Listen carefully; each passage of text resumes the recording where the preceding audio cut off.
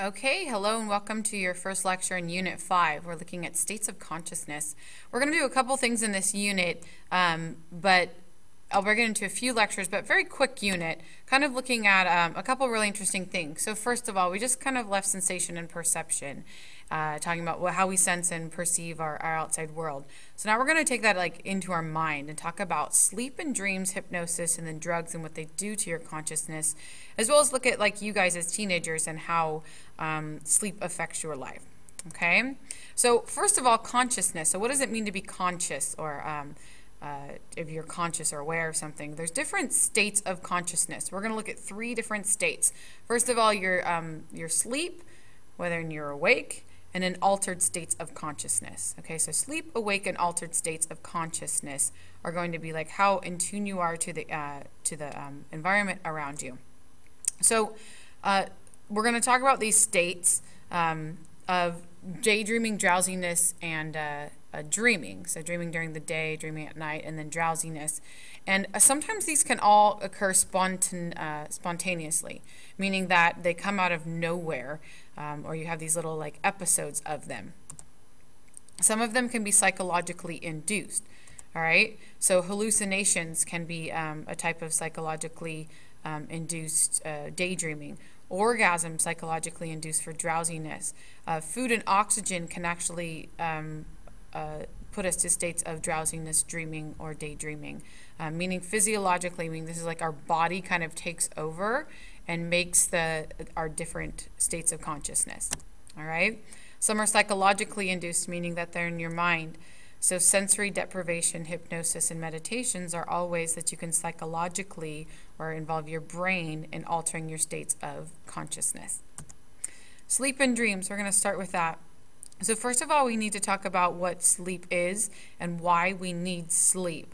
So our body rhythms and sleep function on something called circadian rhythms. And circadian rhythms are based off of their approximately 24-hour cycle, which makes sense because our days are 24 hours long. So it takes 24 hours for the Earth to rotate once to where it's facing the sun and then back again. And our circadian rhythms go off of that 24-hour cycle.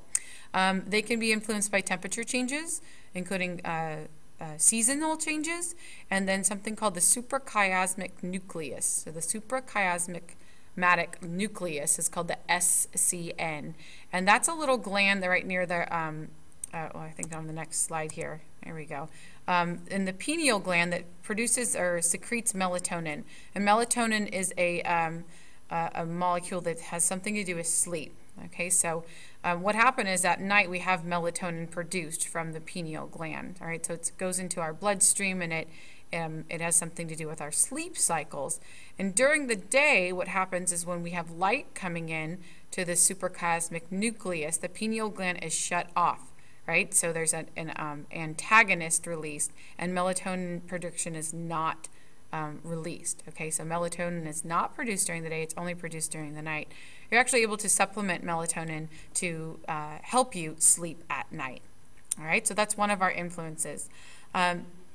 Stages of sleep. So we're going to talk about the stages of sleep. First of all, when you're awake, your brain. This is looking at those EKGs before. We looked back in imaging. Your brain has waves called alpha waves, all right? And then when you go to sleep, you see different waves in your brain, or very different waves in your brain. So we're going to look at those different stages, and you need to know what those stages, what's associated with those stages. So the first stage of sleep is called stage 1. You're sleeping here, and you get hallucinations during this stage. This is kind of like a daydreaming stage. So sleep is kind of like a daydreaming, where you're kind of asleep. Sometimes you hallucinate things, and the hypnagogic sensations. That's kind of like that. Have you ever had that sensation where you're falling when you're falling asleep? You kind of feel like this. You're making yourself feel things that aren't really happening. All right. Sleep's number 2. You see something called sleep spindles. We'll look at those in a second. Then you have stage 3, and stage 4 is what's associated with delta waves and REM sleep. All right, so let's look at those in a chart because they make a little bit more sense if you actually are looking at the waves. All right, so here's our alpha waves in an awake, relaxed stage. Okay, now stage 1 sleep, they don't look too much different. They get a little bit closer together. But stage 2 sleep, we see these bursts of activities called spindles right here. Okay, so this is looking at a sleeping brain, the activity that's going on. We get these bursts of activity, and remember, activity is looking at the neurons that are firing. All right, and we call those spindles or bursts of activity. Stage 3 goes to a little bit deeper sleep, we call it. Look at how the waves are a little bit farther apart and a little bit longer. All right, so you're getting to a deeper sleep. Stage 4 is where we hit our delta waves. These waves look very different. They're a lot bigger and a lot farther apart. All right, and then our REM sleep, this is where it's called REM sleep because you get something called rapid eye movement. Rapid eye movement occurs right here, where we see our eyes literally like go back and forth really quick, even though there's no vision or like they're not in receiving light. So that's called REM sleep, rapid eye movement. Now, REM sleep versus non-REM sleep. This is called paradoxical sleep because it kind of goes back and forth between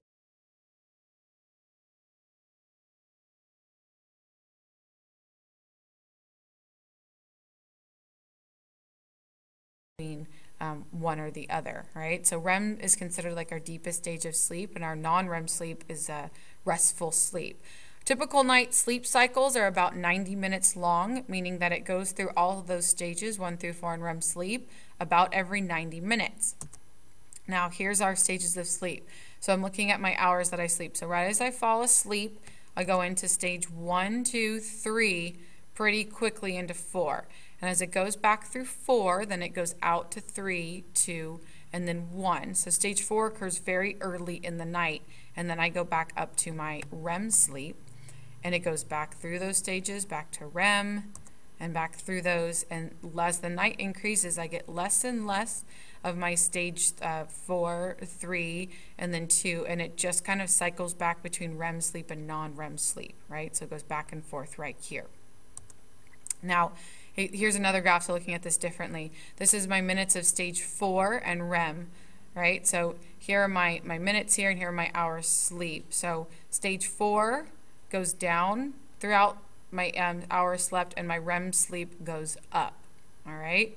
REM is often associated with dreams, looking at different things that happen, and you can kind of imagine that all those dreams that you usually have or remember happen towards like your waking hours, right? They happen later in the night here. So increasing REM sleep. You can also see this where your most rest occurs. So if you're not getting a lot of sleep, if you're waking up after 4 or 5 hours of sleep, you haven't gotten a lot of that restful REM sleep, and you haven't had too much of the stage 4.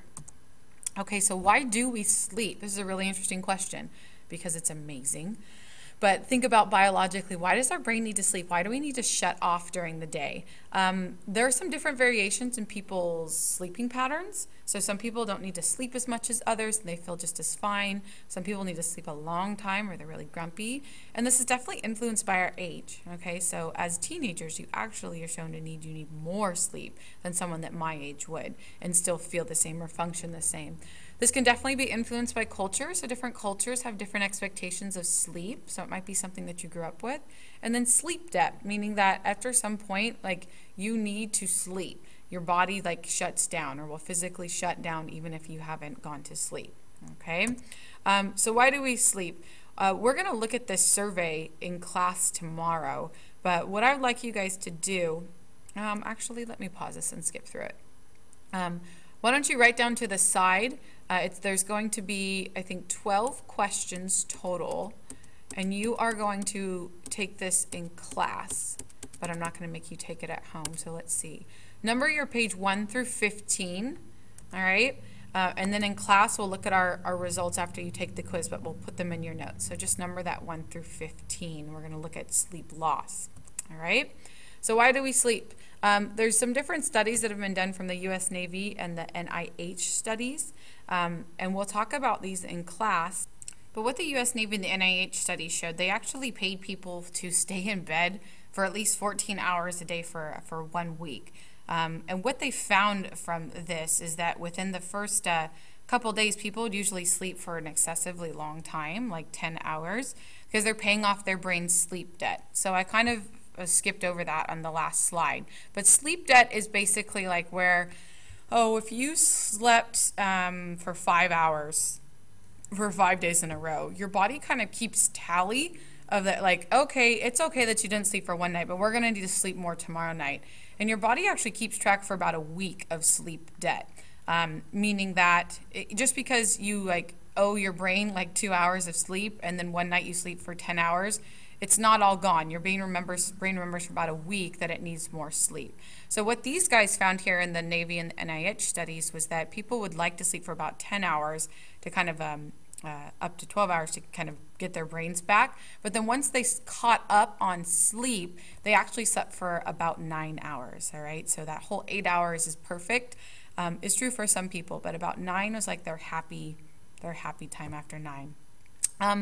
Age and sleep loss. So let's talk about babies. So that 8 hours is definitely not applies for babies. Babies sleep for like 2/3 of the day. Looks amazing. And they don't have the same circadian rhythms that we do. So just because it's dark outside doesn't mean they're going to sleep. And just because it's light out doesn't mean that they're going to not be or be awake. But as you get older, that has shown that we need a little bit less sleep, right? So as you go to teenage years, you guys need a little bit more. But as you get older, the sleep loss doesn't have the same effect. Chronic sleep loss. So people who don't sleep constantly because of different reasons, chronic sleep loss can lead to some really serious things. And we see that with people like they go to states of psychosis. They're constantly angry, depressed, anxious. So it actually induces psychosis. And then there's been some really interesting things done with spring and fall time changes to see the effects of sleep. So here's that. So what they did here is they're looking at the Monday before time change in the spring. So we lose an hour of sleep, right? We spring forward. I hate that day. The Monday before time change, the number of accidents in the United States is just under 2,600. And the day after, where people have lost just 1 hour of sleep, there's over 200 more accidents. So this is over a couple years they did these studies. And then the opposite in the fall, which is coming up here, where we get to gain an hour of sleep, the day before, there's about 4,000. Okay, first of all, think about why. So springtime, so in the fall we have worse weather. It might be colder. Springtime, there's not. And then the day after, we have almost 200 less accidents, right? So people get more sleep and there's less accidents reported the day after time change. I think that's very interesting. All right, so a couple more theories on why we sleep. So there's a couple reasons why biologists think we sleep. First of all, they think that sleep helps protect the brain. The brain gets to shut down for a couple hours and rewire and rethink and just kind of like let the neurons rest and everything kind of come back into balance. They think that sleep helps recuperate all those neurotransmitters that are released and go back up.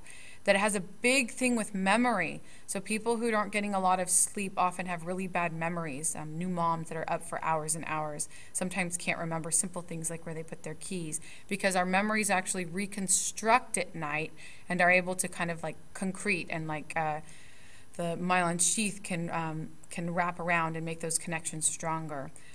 They think that sleep is a big tie to creative thinking, that people aren't able to think creatively or abstractly unless they have sleep. And then huge with growth. So when you're growing, especially when you're young, there are times in your life where you sleep more because your body needs to grow. Like it needs to shut down and just focus on growing. All right. So sometimes I can tell when my kids are growing because they sleep more. It's wonderful. All right.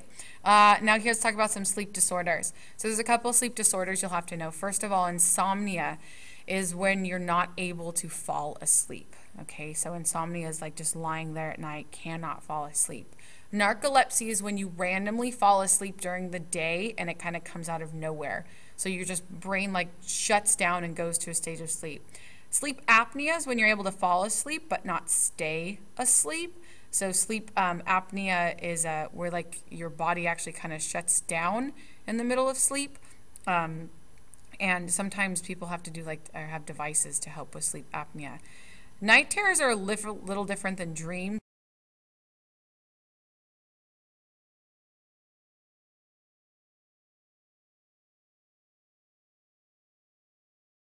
Those are where like you have intense stages of like not being aware of what's going on, or that you're sleeping. So if you have any relatives that have night terrors, or like younger brothers and sisters, they wake up screaming and kicking and they don't know, like they're kind of in between the stage of being awake and being asleep. And then sleepwalking and sleep talking are some really funny things. My mom sleep talks all the time. But these are some disorders. So it doesn't necessarily mean it's a bad thing. Like sleep terrors, the actual people don't really remember them happening, but it's kind of terrifying for the people around. And then sleepwalking and sleep talking can have some consequences associated with them, but most of the time they're pretty benign. There's no harm done. All right, so in our next notes, we'll talk about dreams, why we dream, and hypnosis.